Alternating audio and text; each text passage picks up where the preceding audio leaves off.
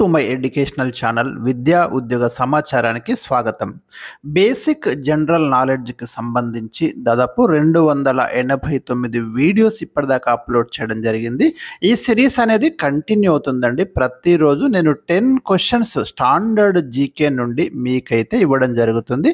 అదేవిధంగా current affairs నుంచి కూడా కరెంట్ అఫైర్స్ ఇచ్చేటప్పుడు వాటి యొక్క స్టాక్ జీకేను కూడా కవర్ చేయడం జరుగుతుంది. సో ఓవరాల్గా చెప్పాలంటే చాలా ఇంపార్టెంట్ కంటెంట్ అయితే మీకు అందుతుంది. మరి ఎవరైతే ఇంకా ఛానల్ని సబ్స్క్రైబ్ చేసుకోలేదో సబ్స్క్రైబ్ చేసుకొని డైలీ 10 అప్డేట్స్ అయితే మీరు పొందండి. అదేవిధంగా ఈ 10 ఇంపార్టెంట్ క్వశ్చన్స్ ఒక నోట్స్లో మీరు రాయండి.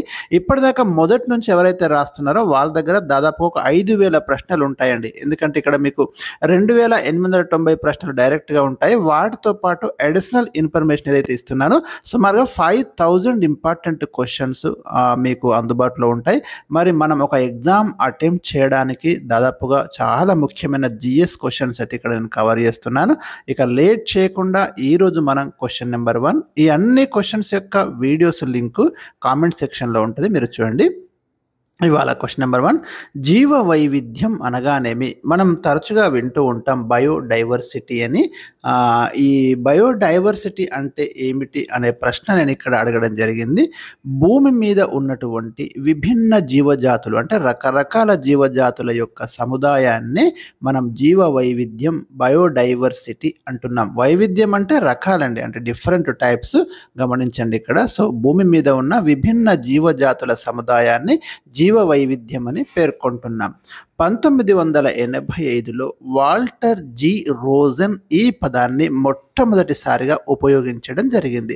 ఇట్లా ఏదైనా ఒక పదాన్ని ఫస్ట్ టైం ఎవరైనా వాడుతుంటే తప్పకుండా గుర్తుంచుకోండి, ప్రశ్నలు వచ్చే అవకాశాలు అయితే ఉంటాయి. క్వశ్చన్ నెంబర్ 2, సేమ్ టాపిక్ నుంచి, ప్రపంచంలో ఎన్ని దేశాలను అత్యధిక జీవ వైవిధ్యం ఉన్న దేశాలుగా గుర్తించారు? అంటే ఏ దేశాలలో ఎక్కువగా జీవుల రకాలు భిన్నమైన జీవజాతులు ఉన్నాయి, అట్లా ఎన్ని దేశాలను ఎక్కువ జీవ వైవిధ్యం ఉన్న దేశాలుగా ఐడెంటిఫై చేయడం అనేది జరిగింది. దీనికి ఆన్సర్ వచ్చేసి 17 కంట్రీస్ని ఇలా ఐడెంటిఫై చేశారండి. మెగా బయోడైవర్సిటీ కంట్రీస్ అని వీటిని పేర్కొంటున్నారు. ఈ ఫిగర్ అయితే గుర్తుంచుకోండి. ఈ 17 అనేది ఇంకొక దగ్గర కూడా మీరు గుర్తుంచుకోండి. సస్టైనబుల్ డెవలప్మెంట్ గోల్స్ కూడా 17 అది కూడా గుర్తుంచుకోండి. సేమ్ నెంబర్ ఉంది కాబట్టి సిమిలర్గా మీకు చెప్తున్నాను. ఈ మెగా బయోడైవర్సిటీ కంట్రీస్లో ఇండియా ప్లేస్ ఎంత అంటాడు? మనం 7వ స్థానంలో ఉన్నామండి. క్వశ్చన్ నెంబర్ 3, బయోడైవర్సిటీ హాట్స్పాట్స్ అనగానేమి? ఇదొక ఇంపార్టెంట్ పదం.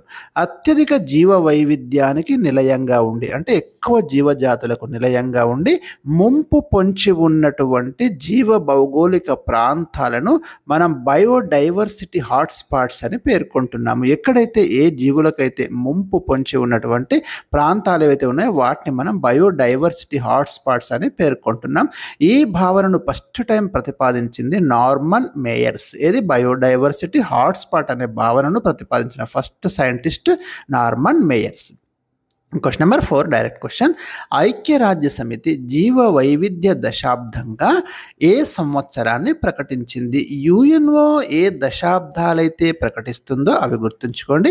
ఇక్కడ బయోడైవర్సిటీ డికేడ్ లేదా జీవ వైవిధ్య దశాబ్దంగా మనకు 2011-20 అయితే యుఎన్ఓ ప్రకటించిందండి. ఇది ఆల్రెడీ ప్రీవియస్ క్వశ్చన్, చాలా ముఖ్యమైన ప్రశ్న అండి. నేను మళ్ళీ చెప్తున్నాను మీకు, ఇలాంటి మనకు ముఖ్యంగా ఈ ఎన్విరాన్మెంట్ సైన్స్, సివిల్ సర్వీసెస్లో ఖచ్చితంగా ఇలాంటి వాటి మీద ఫోకస్ చేయండి. క్వశ్చన్ నెంబర్ 5, అంతర్జాతీయ జీవ వైవిధ్య దినోత్సవం ఎప్పుడు జరుపుకుంటారు? ఈ క్వశ్చన్ మన వీడియోస్లో రిపీట్ అయిందండి, ఇక్కడ కూడా వచ్చింది. సరే పర్వాలేదు. మే 22 తారీఖును ప్రతి సంవత్సరం మనం బయోడైవర్సిటీ డే లేదా జీవ వైవిధ్య దినోత్సవంగా జరుపుకుంటున్నాం. ఇంటర్నేషనల్ బయోడైవర్సిటీ డే, గుర్తుంచుకోండి. క్వశ్చన్ నెంబర్ 6, బట్టమేక పక్షులు, వీటిని మనం గ్రేట్ ఇండియన్ బస్టర్డ్ అంటాము, ఎక్కువగా ఏ రాష్ట్రంలో కనిపిస్తాయి? రైట్ ఆన్సర్ వచ్చేసి రాజస్థాన్ అండి.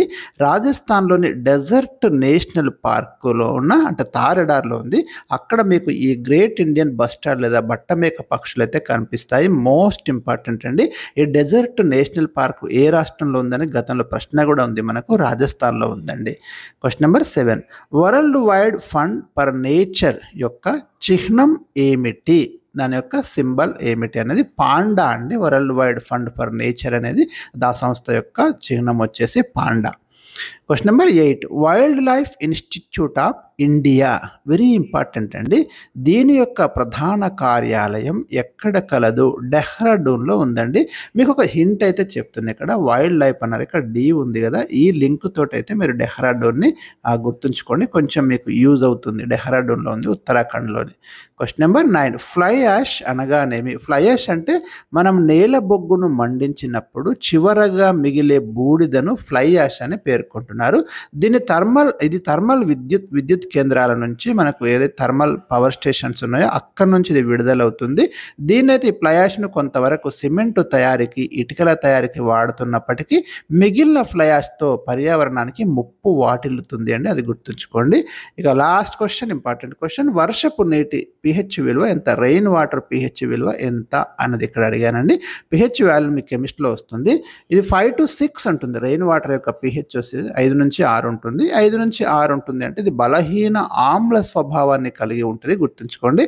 ఒకవేళ వర్షం pH విలువ ఇంతకంటే తగ్గితే దానిని ఆమ్ల వర్షం అంటారు, అది ఇంపార్టెంట్.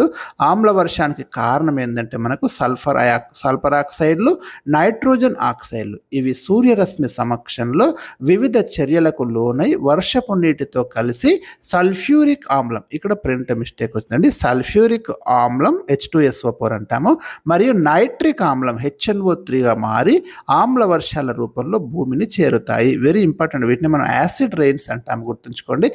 కంటిన్యూ క్వశ్చన్ అడుగుతున్నాడు అండి ఇక్కడ నుంచి అయితే. యాసిడ్ రెయిన్ నుంచి మీకు కాంపిటేటివ్ ఎగ్జామ్స్ చూస్తే కంటిన్యూస్ ప్రశ్న అయితే ఉంటుంది. ఓకే, దానికి కారణం ఏంటని ఇలాంటి ప్రశ్నలు వస్తున్నాయి. సో ఇవి ఈరోజు నేను మీకు ఇచ్చినటువంటి ముఖ్యమైన ప్రశ్నలు, 10 క్వశ్చన్స్ ఇంపార్టెంట్ సబ్జెక్ట్ జీకేకి సంబంధించి. మరి వీడియో చూస్తున్న ప్రతి ఒక్కరూ లైక్ చేయండి. మీరు ఎక్కువ మంది లైక్ చేయాలని ఆశిస్తున్నాను. ఎంతమంది చూస్తున్నారో అంతమంది తప్పకుండా లైక్ చేయండి. Thank you for watching.